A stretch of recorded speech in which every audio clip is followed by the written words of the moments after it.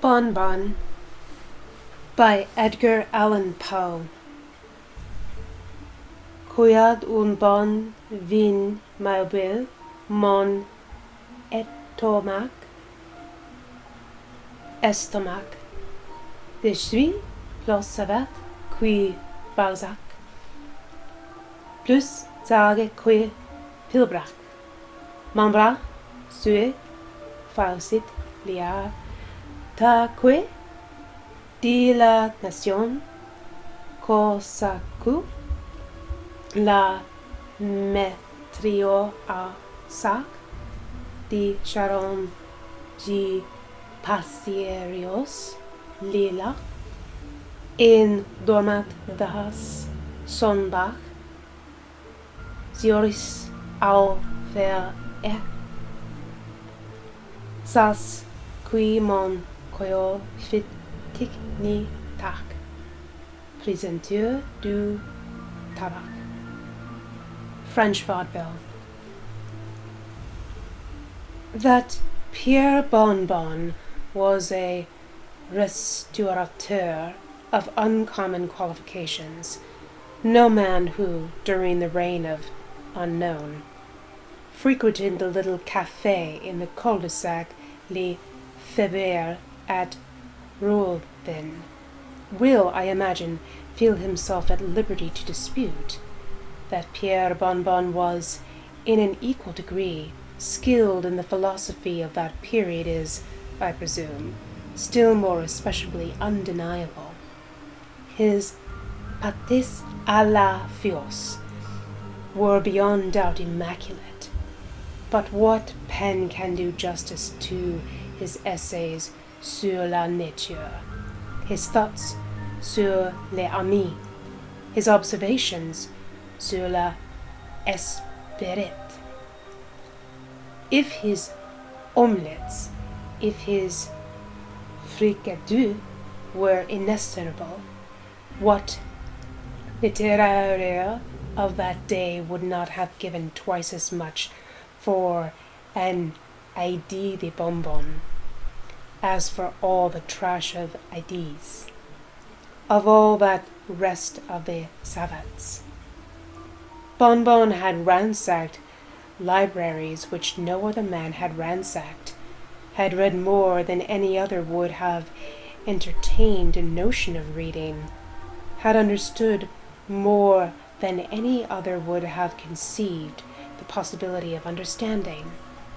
And although, while he flourished, there were not wanting some authors at Rouen to assert that his dicta evidenced neither the purity of the academy nor the depth of the lyceum.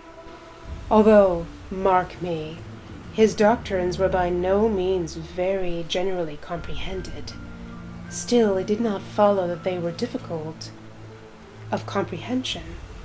It was, I think, on account of their self-evidency that many persons were led to consider them abstruse. It is to Bon Bon, but let this go no farther, it is to Bon Bon that Nat himself is mainly indebted for his metaphysics. The former was indeed not a Platonist, nor strictly speaking an astrologian, nor did he, like the modern Leibniz, waste those precious hours which might be employed in the invention of a Fraises or Felicili Gradu, the analysis of the sensation, in frivolous attempts at reconciling the obstinate oils and waters of ethical discussion. Not at all. Bon Bon was ionic. Bon Bon was equally italic. He reasoned a priori. He reasoned also a posteriori. His ideas were innate, or otherwise. He believed in George of Trebizond. He believed in Bossarion. Bon Bon was emphatically a bonbonist. I have spoken of the philosopher in his capacity of reciteur. I would not, however, have any friend of mine imagine that, in fulfilling his hereditary duties in that line, our hero wanted a proper estimation of their dignity and importance. Far from it. It was impossible to say in which branch of his profession he took the greater pride. In his opinion, the powers of the intellect held inanimate connection with the capabilities of the stomach. I am not sure, indeed, that he greatly disagreed with the Chinese, who hold that the soul lies in the abdomen. The Greeks, at all events, were right, he thought, who employed the same word for the mind and the diaphragm. By this I do not mean to insinuate a charge of gluttony, or indeed any other serious charge to the prejudice of the metaphysician. If Pierre Bonbon had his failings, and what great man has not 1,000? If Pierre Bonbon, I say, had his failings, they were failings of very little importance, faults indeed which, in other tempers, have often been looked upon rather in the light of virtues. As regards one of these foibles, I should not even have mentioned it in this history, but for the remarkable prominency, the extreme alto rilievo, in which it jutted out from the plane of his general disposition. He could never let slip an opportunity of making a bargain. Not that he was avaricious, no.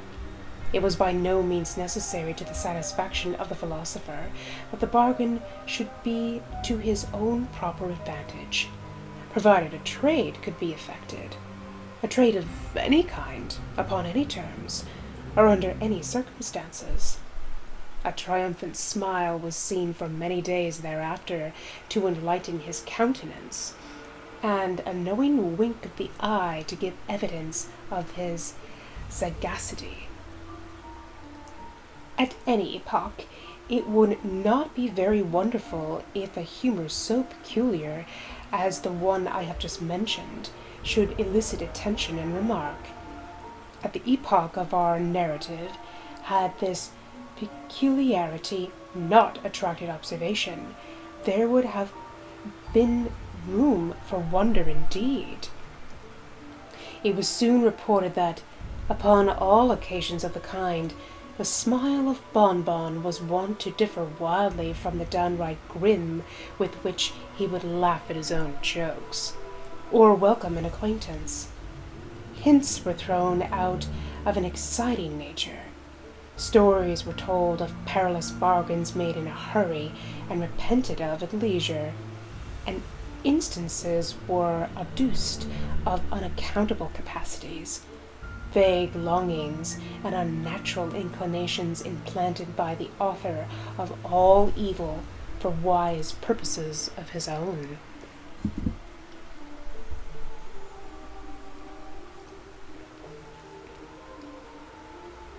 The philosopher had other weaknesses, but they are scarcely worth our serious examination. For example, there are few men of extraordinary profundity who are found wanting in an inclination for the bottle. Whether this inclination be an exciting cause, or rather a valid proof of such profundity, it is a nice thing to say. Bonbon, as far as I can learn, did not think the subject adapted to minute investigation, nor do I. Yet, in the indulgence of a propensity so truly classical, it is not to be supposed that the reciteur would lose sight of that intuitive discrimination which was wont to characterize, at one and the same time, his essias and his omelettes. In his seclusions, the vin de Bourgogne had its allotted hour, and there were appropriate moments for the coq de rône. With him, Sartonet was to Medoc what Catullus was to Homer. He would sport with the Sorganism in sipping Saint Pierre, but unravel an argument over Clos de Vongot, and upset a theory in a torrent of Chambertin. Well, had it been if the same quick sense of propriety had attended him in the peddling propensity to which I have formerly alluded, but this was by no means the case. Indeed, to say the truth, that trait of mind in the philosophic Bonbon did begin at length to assume a character of strange intensity and mysticism, and appeared deeply tinctured with the diablerie of his favorite German studies. To enter the little café in the cul-de-sac Les Fèvres was, at a period of our tale, to enter the sanctum of the man of genius. Bonbon was a man of genius. There was not a sous-cossier in Ronin who could not have told you that Bonbon was a man of genius. His very cat knew it, and forbore to whisk her tail in the presence of the man of genius. His large water-dog was acquainted with the fact, and upon the approach of his master betrayed his sense of inferiority by a sanctity of deportment, a debasement of the ears and the drooping of the lower jaw not altogether unworthy of a dog. It is, however, true that much of this habitual respect might have been attributed to the personal appearance of the metaphysician. A distinguished exterior will, I am constrained to say, have its weight even with a beast, and I am willing to allow much in the outward man of the reciteur, calculated to impress the imagination of the quadruped. There is a peculiar majesty about the atmosphere of the little grate, if I may be permitted so equivocal an expression, which mere physical bulk alone will be found at all times inefficient in creating. If, however, Bonbon was barely 3 feet in height, and if his head was diminutively small, still it was impossible to behold the rotundity of his stomach without a sense of magnificence nearly bordering upon the sublime. In its size, both dogs and men must have seen a type of his acquirements. It is immensely a fitting habitation for his immortal soul. I might here, if it so pleased me, dilate upon the matter of habiliment and other mere circumstances of the external metaphysician. I might hint that the hair of our hero was worn short, combed smoothly over his forehead, and surmounted by a conical-shaped white flannel cap and tassels, that his pea-green jerkin was not after the fashion of those worn by the common class of reciteurs, and that day that the sleeves were something fuller than the reigning costume permitted, that the cuffs were turned up, not as usual in that barbarous period, with cloth of the same quantity and color as the garment, but faced in a more fanciful manner with the party-colored velvet of Genoa, that his slippers were of a bright purple, curiously filigreed, and might have been manufactured in Japan, but for the exquisite pointing of the toes and the brilliant tints of the binding and embroidery, that his breeches were of a yellow satin-like material called amble, that his sky-blue cloak, resembling in form a dressing wrapper, and richly bestudded all over with crimson devices, floated cavalierly upon his shoulders like a mist of the morning, and that his tout ensemble gave rise to the remarkable words of Benevunata, the improvisatrice of Florence, that it was difficult to say whether Pierre Bonbon was indeed a bird of paradise, or the rather a very paradise of perfection. I might, I say, expectate upon all these points if I pleased, but I forbear. Merely personal details may be left to historical novelists. They are beneath the moral dignity of matter of fact. I have said that to enter the café in the cul-de-sac Les Febres was to enter the sanctum of a man of genius. But then it was only the man of genius who could duly estimate the merits of the sanctum. A sign consisting of a vast folio swung before the entrance. On one side of the volume was painted a bottle, on the reverse a pâté. On the back were visible in large letters the words Coiavres de Bonbon. Thus was delicately shadowed forth the twofold occupation of the proprietor. Upon stepping over the threshold, the whole interior of the building presented itself to view. A long, low-pitched room of antique construction was indeed all the accommodation afforded by the café. In the corner of the apartment stood the bed of the metaphysician. An array of curtains, together with a canopy, à la Grecque, gave it an air at once classical and comfortable.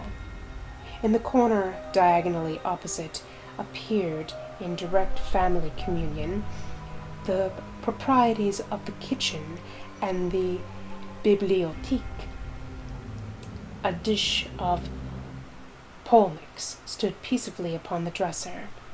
Here lay an oven full of the latest ethics, there a kettle of docissimo mélanges. Volumes of German morality were hand in glove with the Floridian. A toasting fork might be discovered by the side of Aesopius, Plato reclining at his ease in the frying pan, and contemporary manuscripts were filed away upon the spit. In other respects, the Café de Bonbon might be said to differ little from the usual restaurants of the period. A large fireplace yawned opposite the door. On the right of the fireplace, an open cupboard displayed a formidable array of labeled bottles. It was here, about 12 o'clock one night, during the severe winter of unknown, that Pierre Bonbon, after having listened for some time to the comments of his neighbors upon his singular propensity, that Pierre Bonbon, I say, having turned them all out of his house, locked the door upon them with an oath, and betook himself in no very pacific mood to the comforts of the leather-bottomed armchair and a fire of blazing faggots. It was one of those terrific nights which are only met with once or twice during a century. It snowed fiercely, and the house tottered to its center with the floods of wind that, rushing through the crannies in the wall, the pouring impetuously down the chimney, shook awfully the curtains of the philosopher's bed, and disorganized the economy of his pâté-pans and papers. A huge folio sign that swung without, exposed to the fury of the tempest, creaked ominously, and gave out a moaning sound from its stanchions of solid oak. It was in no placid temper, I say, that the metaphysician drew upon his chair to its customary station by the hearth. Many circumstances of a perplexing nature had occurred during the day to disturb the serenity of his meditations. In attempting this office à la princesse, he had unfortunately perpetuated an omelette à la reine. The discovery of the principle in ethics had been frustrated by the overturning of a stew. At last, not least, he had been thwarted in one of those admirable bargains which he at all times took such especial delight in bringing to a successful termination.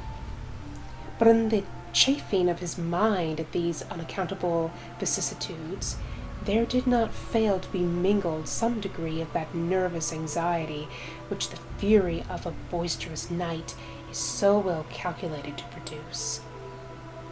Whistling to his more immediate vicinity the large black water dog we have spoken of before, and settling himself uneasily in his chair, he could not help casting a wary and unquiet eye towards those distant recesses of the apartment whose inexorable shadows not even the red firelight itself could more than partly succeed in overcoming.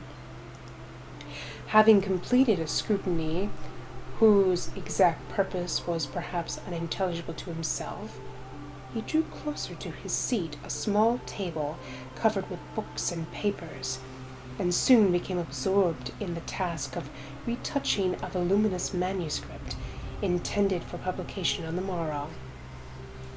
He had been thus occupied for some minutes when, "I am in no hurry, Monsieur Bonbon," suddenly whispered a whining voice in the apartment. "The devil!" ejaculated our hero, starting to his feet, overturning the table at his side, and staring around him in astonishment. "Very true," calmly replied the voice. "Very true. What is very true? How come you here?" vociferated the metaphysician, as his eye fell upon something which lay stretched at full length upon the bed. "I was saying," said the intruder, without attending to the interrogatives, "I was saying that I am not at all pushed for time, that the business upon which I took the liberty of calling is of no pressing importance. In short, that I can very well wait until you have finished your exposition." "My exposition? There now, how do you know?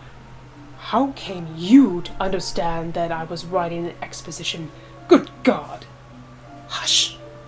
replied the figure in a shrill undertone, and, arising quickly from the bed, he made a single step towards our hero, while an iron lamp that depended overhead swung convulsively back from his approach.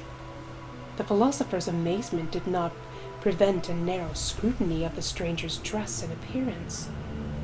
The outlines of his figure, exceedingly lean, but much above the common height, were rendered minutely distinct by means of a faded suit of black cloth, which fitted tight to the skin, but was otherwise cut very much in the style of a century ago. These garments had evidently been intended for a much shorter person than their present owner.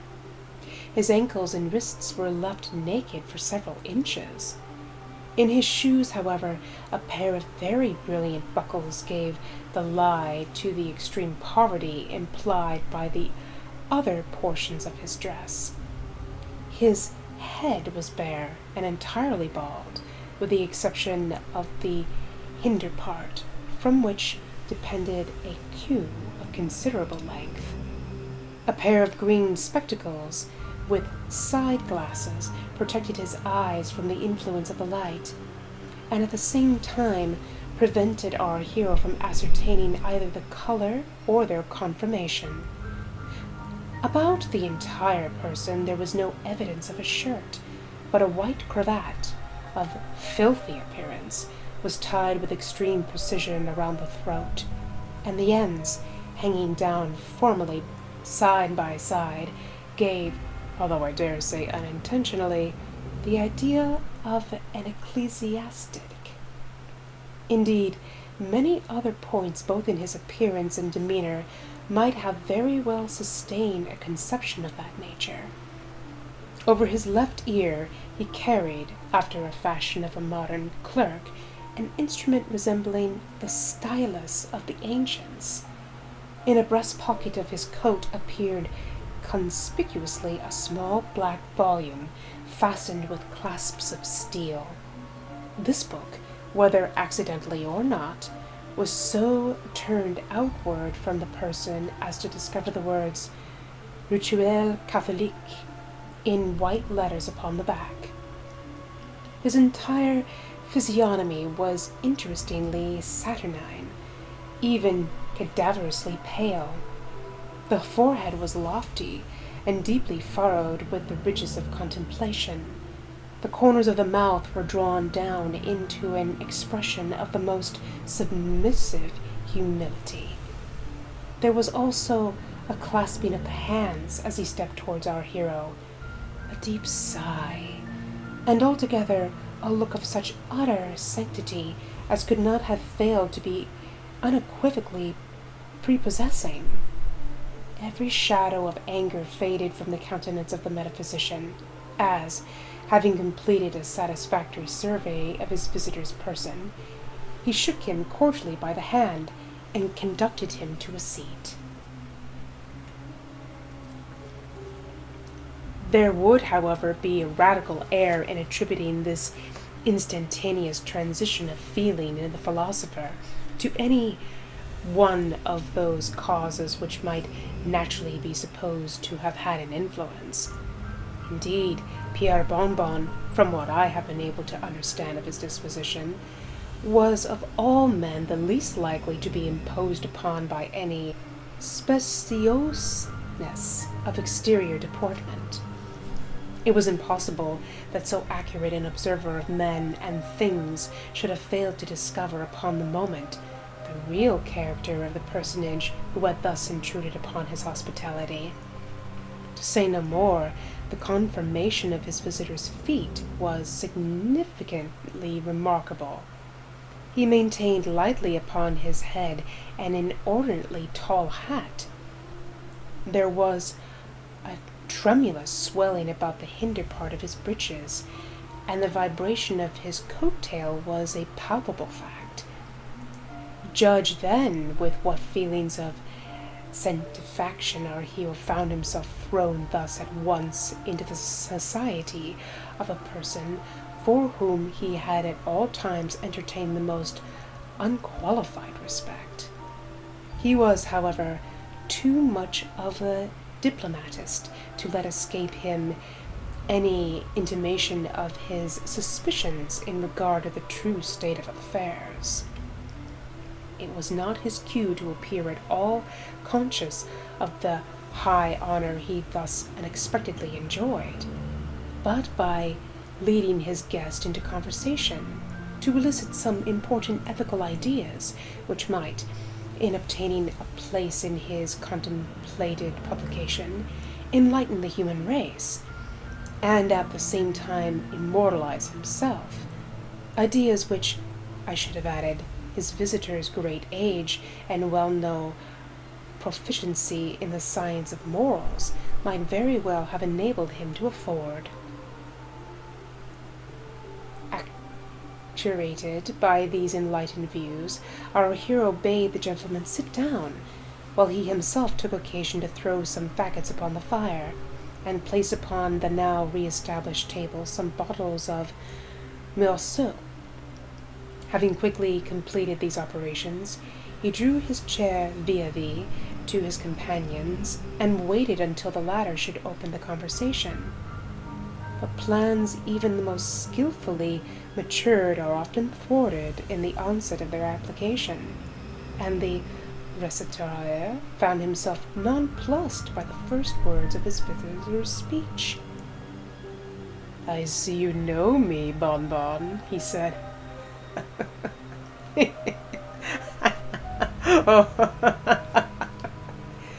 And the devil, dropping at once the sanctity of his demeanor, opened to its fullest extent a mouth from ear to ear, so as to display a set of jagged and fang-like teeth, and throwing back his head, laughed long, loudly, wickedly, and uproariously, while the black dog, crouching down upon his haunches, joined lustily in the chorus, and the tabby cat, flying off at the tangent, stood up on end and shrieked in the farthest corner of the apartment. Not so the philosopher. He was too much a man of the world either to laugh like the dog, or by shrieks to betray the indecorous trepidation of the cat. It must be confessed, he felt a little astonishment to see the white letters which formed the words Rituel Catholique on the book in his guest's pocket, momently changing both their color and their import, and in a few seconds, in place of the original title, the words Regatre dis condemnis blazed forth in characters of red. This startling circumstance, which Bonbon replied to his visitor's remark, imparted to his manner an air of embarrassment which probably might not otherwise have been observed. "Why, sir," said the philosopher, "why, sir, to speak sincerely, I believe you are, upon my word, the dest. That is to say, I imagine, I have some very faint idea of the remarkable honor." "Oh, ah, yes, very well," interrupted his Majesty. "Say no more. I see how it is."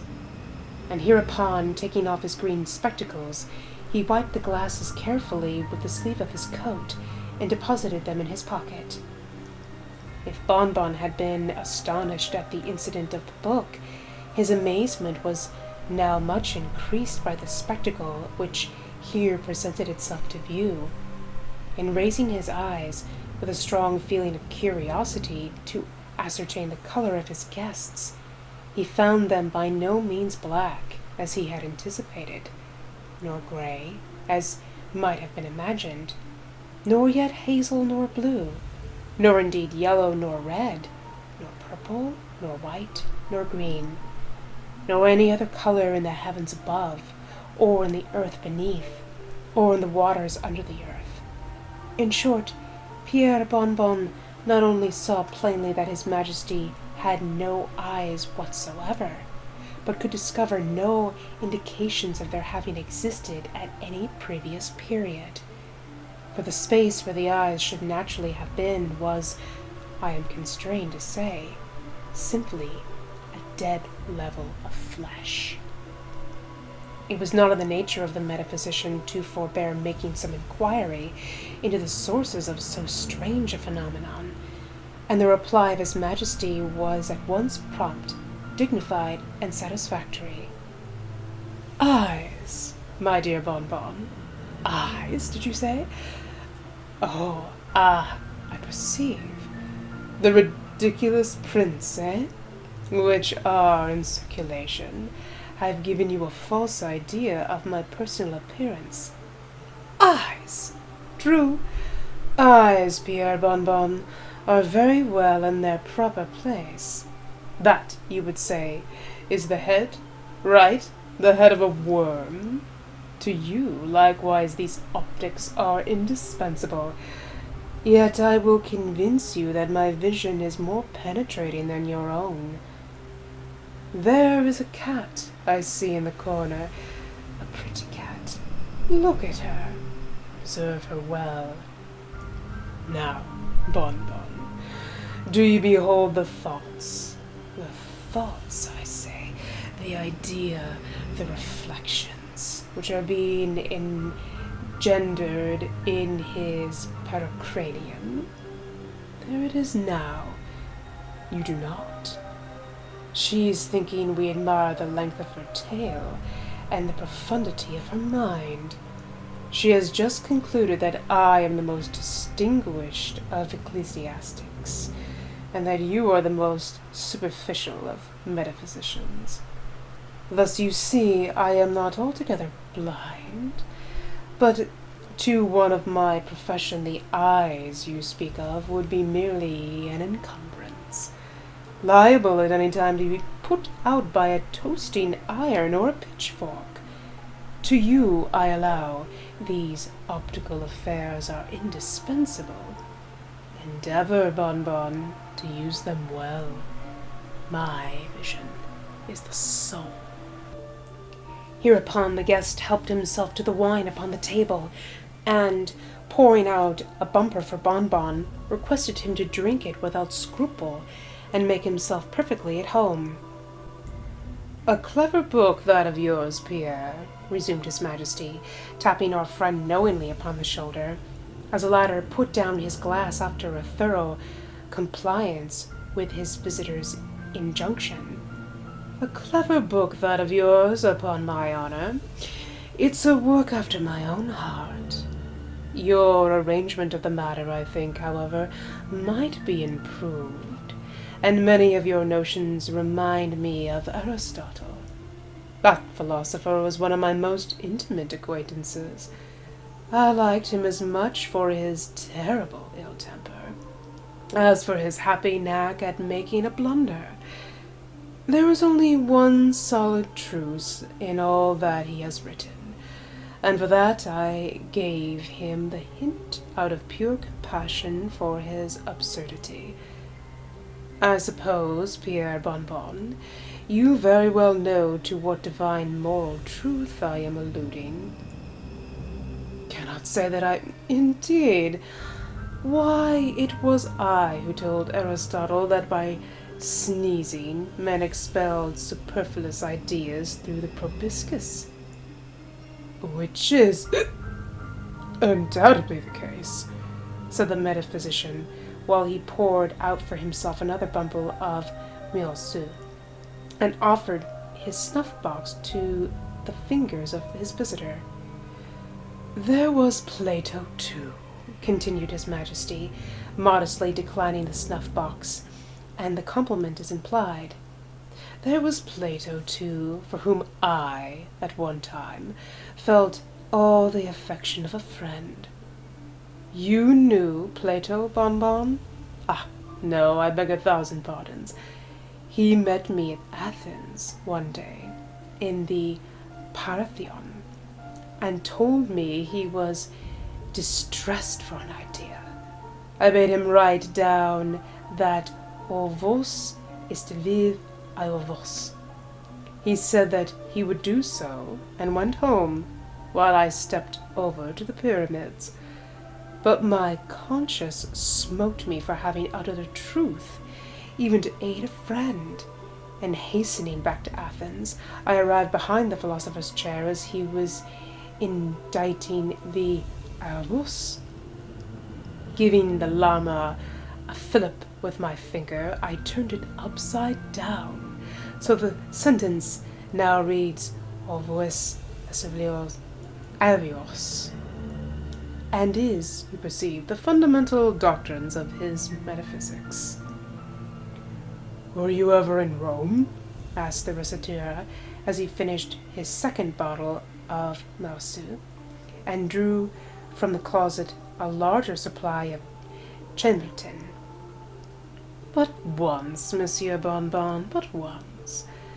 There was a time," said the devil, as if reciting some passage from a book, "there was a time when occurred an anarchy of 5 years, during which the Republic, bereft of all its officers, had no magistracy besides the tribunes of the people, and these were not legally vested with any degree of executive power. At that time, Monsieur Bonbon, at that time only I was in Rome, and I have no earthly acquaintance, consequently, with any of its philosophy." What do you think of Epicurus?" "What do I think of whom?" said the devil in astonishment. You cannot surely mean to find any fault with Epicurus. What do I think of Epicurus? Do you mean me, sir? I am Epicurus. I am the same philosopher who wrote each of the 300 treatises commemorated by Diogenes Laertius. That's a lie, said the metaphysician, for the wine had gotten a little into his head. Very well, sir.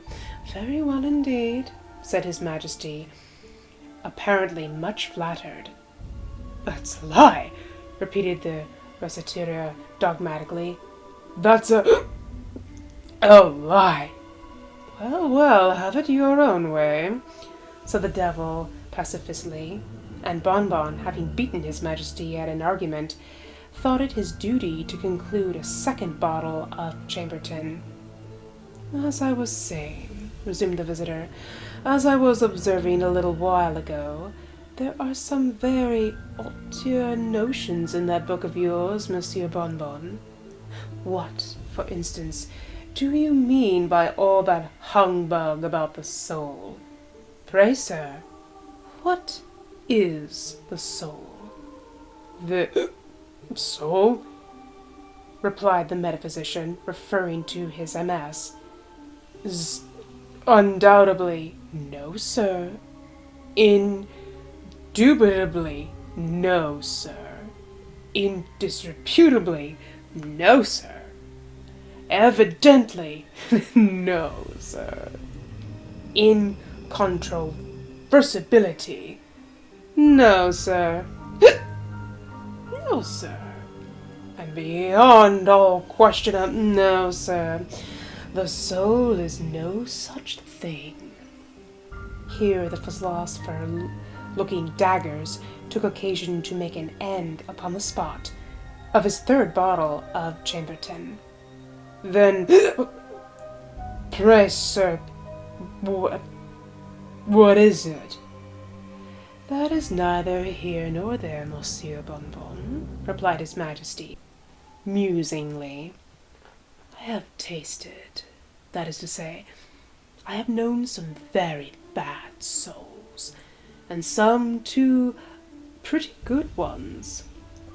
Here he smacked his lips, and, having unconsciously let fall his hand upon the volume in his pocket, was seized with a violent fit of sneezing.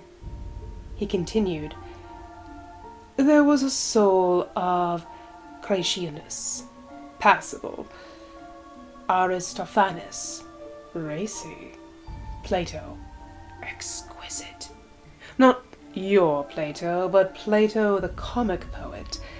Your Plato would have turned the stomach of the Cerberus. And let me see, there were Novius, and Andronusius, and Plautus, and Terentius. Then there were Lucilius, and Catullus, and Nasto, and Quietus Flaccus.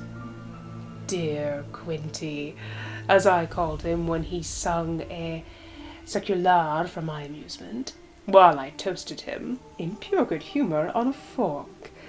But they want flavour, these Romans. One fat Greek is worth a dozen of them, and besides will keep, which cannot be said of a Quirite. Let us taste your Saturnet. Bonbon had by this time made up his mind to the nil admirari, and endeavoured to hand down the bottles in question. He was, however, conscious of a strange sound in the room, like the wagging of a tail. Of this, although extremely indecent in his Majesty, the philosopher took no notice, simply kicking the dog, and requesting him to be quiet. The visitor continued, I found that Horace tasted very much like Aristotle. You know, I am fond of variety. Terentius I could not have told from Menander. Naso, to my astonishment, was Nicander in disguise. Vigilatus had a strong twang of Theocritius. Martial put me much in mind of Archilochus, and Titus Livius was positively Plibius, and none other. Here replied Bonbon, and his Majesty proceeded. But if I have a penchant, Monsieur Bonbon, if I have a penchant, it is for a philosopher.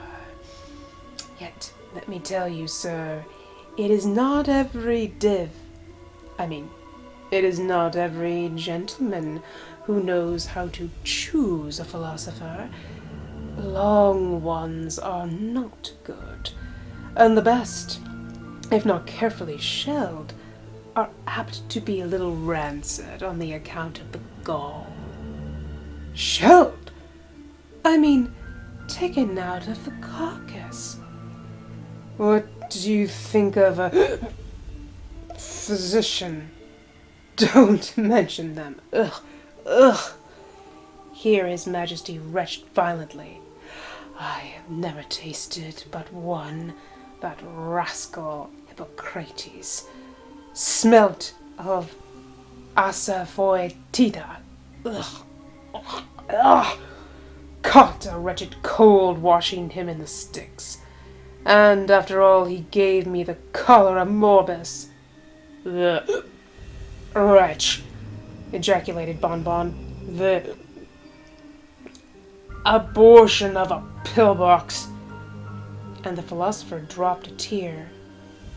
After all, continued the visitor, after all, if a gentleman wishes to live, he must have more talents than one or two, and with us a fat face is an evidence of diplomacy. How so? Why are we sometimes exceedingly pushed for provisions? You must know that, in a climate so sultry as mine, it is frequently impossible to keep a spirit alive for more than 2 or 3 hours, and after death, unless pickled immediately, and a pickled spirit is not good, they will smell. You understand, eh? Putrefaction is always to be apprehended when the souls are consigned to us in the usual way. Good God, how do you manage? Here the iron lamp commenced swinging with redoubled violence, and the devil half started from his seat. However, with a slight sigh, he recovered his composure, merely saying to our hero in a low tone, I tell you what, Pierre Bonbon, we must have no more swearing. The host swallowed another bumper, by way of denoting thorough comprehension and acquiescence, and the visitor continued. Why, there are several ways of managing. The most of us starve. Some put upon with pickle. For my part, I purchase my spirits viant corpore, in which case I find they keep very well. But the body, the body, the body, well, what of the body? Oh, I perceive. Why, sir, the body is not at all affected by the transaction.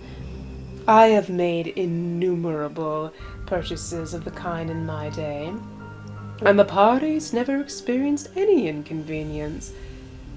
There were Cain and Nimrod, and Nero, and Caligula, and Dionysus, and Pisistratus, and 1,000 others, who never knew what it was to have a soul during the latter part of their lives. Yet, sir, these men adorn society. Why isn't there a... Now, whom you know as well as I, is he not in possession of all his faculties, mental and corporeal? Who writes a keener epigram? Who reasons more wittily? Who? But stay, I have his agreement in my pocket-book. Thus saying, he produced a red leather wallet and took from it a number of papers. Upon some of these Bonbon caught a glimpse of the letters Machi, Maza, with the words Caligula, George, Elizabeth. His Majesty selected a narrow slip of parchment, and from it read aloud the following words: "In consideration of certain mental endowments which it is unnecessary to specify, and in farther consideration of 1,000 louis d'or, I, being aged 1 year and 1 month, do hereby make over to the bearer of this agreement all my right, title, and appurtenance in the shadow called my soul. Signed, A."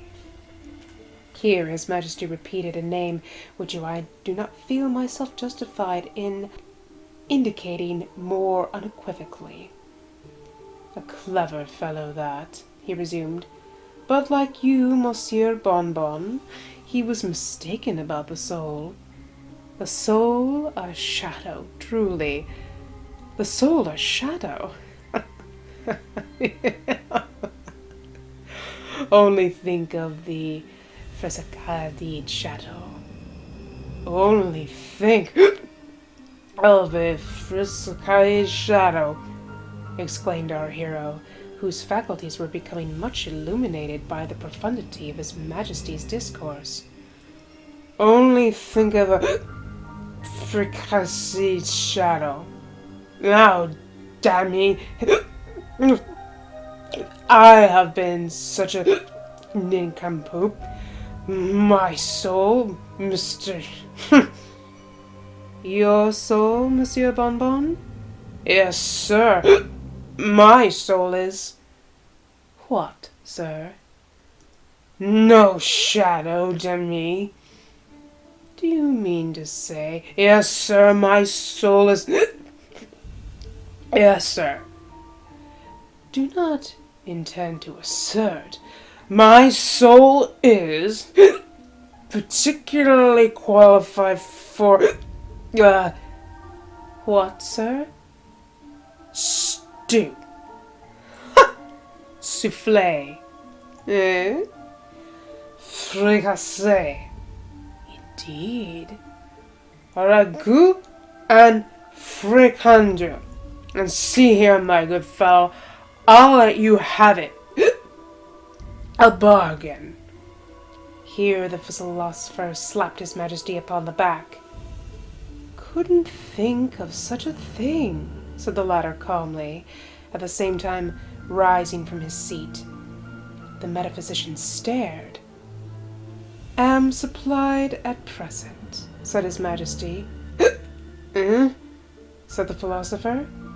"Have no funds on hand." "What? Besides, very unhandsome in me, sir, to take advantage of your present disgusting and ungentlemanly situation." Here the visitor bowed and withdrew, in what manner could not precisely be ascertained, but in a well-concerted effort to discharge a bottle at the villain. The slender chain was severed that depended from the ceiling, and the metaphysician prostrated by the downfall of the lamp. Notes. Query. Aronet. Illas écrivaient sur la philosophie. Cicero, Lucretius, Seneca. Mas si estat la philosophie Grecovi condorcet.